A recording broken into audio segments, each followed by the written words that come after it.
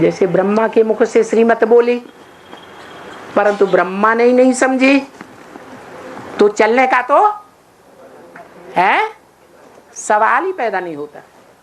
तो जो ब्रह्मा की मत को नहीं मानते हैं, ब्रह्मा की गोद को ही सर्वोपरि मानते हैं, ब्रह्मा की देह को ही सर्वोपरि मानते हैं, मम्मा की गोद को ही सर्वोपरि मानते हैं। जिन बच्चों के लिए मुरली में भी बोला है, कोई मम्मा के मुरीद, कोई बाबा के मुरीद, शिव बाबा को कोई पूछता ही नहीं। मुरली का महावाक्य है।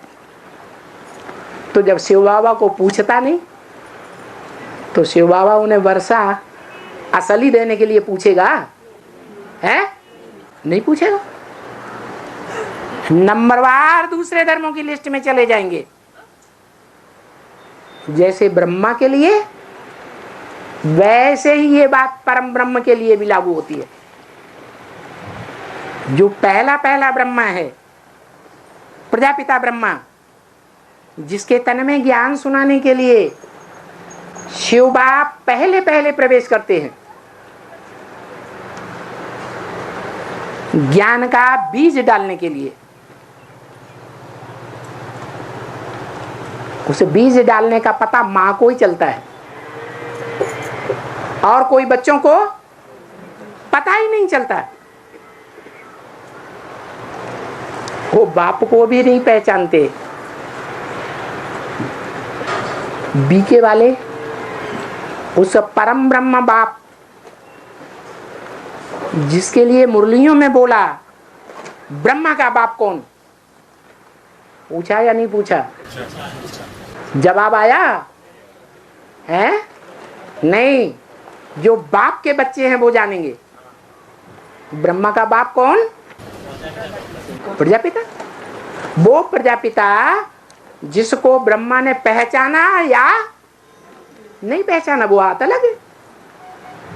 तो वो बच्चे जो बाप को और बाप की श्रीमत को जान जाते हैं, बाप की मत के अनुसार चलते हैं। जो पूरा नहीं जानते हैं, वो बाप की देह को तो याद करेंगे, लेकिन बाप की देह में जो सुप्रीम सोल बोलने वाला है, टीचर के रूप में या बाप के रूप में वर्षा देने वाला है मुक्ति, जीवन मुक्ति का, उसको न पहचानेंगे न उसकी मत को पकड़ेंगे।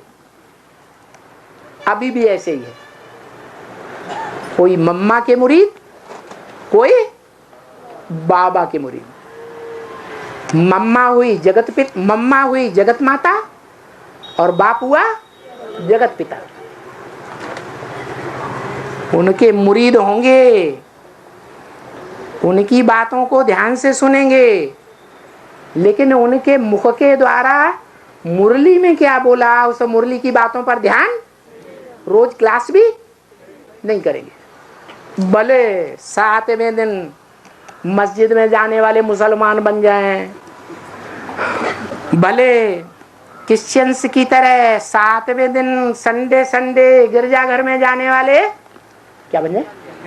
क्रिश्चियन बन जाए। इसकी कोई परवाह नहीं, क्योंकि हम तो पहले भी ऐसे ही थे, अब भी ऐसे ही बन जाएंगे, तो क्या परवाह? परवाह होनी चाहिए? बिल्कुल नहीं होनी चाहिए।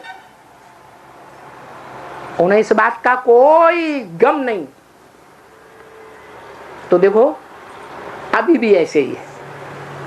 कोई मम्मा के मुरीद, कोई बाबा के मुरीद। उस शिव ज्योति बिंदु को कोई नहीं याद करते। महावाक्य सुनते समय जो निराकार शिव बाप प्रजापिता के शरीर के अंदर बैठ करके डायरेक्शन देता है, उस डायरेक्टर को नहीं पहचानते, देहदारी को समझ लेते हैं। और जो देहदारी को समझेंगे उनके पीछे पीछे ढेर होंगे, एक एक के पीछे। अरे 9 लाख बीजों के पीछे ढेर की ढेर सारी दुनिया है या नहीं? ऐसे ही जो साकार बाबा और साकार माँ, जगत पिता और जगदम्बा को जो मानने वाले हैं, उनके पीछे ढेर के ढेर हैं। वो सब किसको मानेंगे?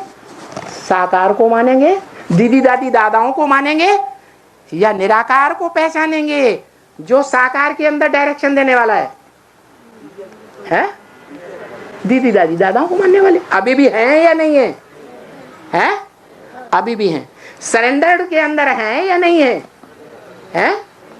सरेंडर्ड के अंदर भी हैं।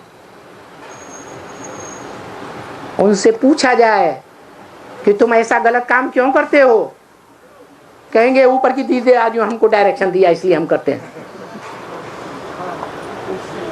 अरे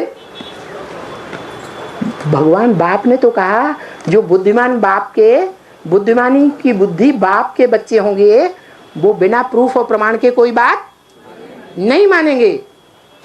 लेकिन जन्म जन्मांतर के संस्कार हैं, वो मानेंगे या नहीं मानेंगे? हैं? मानेंगे। तो जगन्नाथ में और श्रीनाथ में अंतर समझा?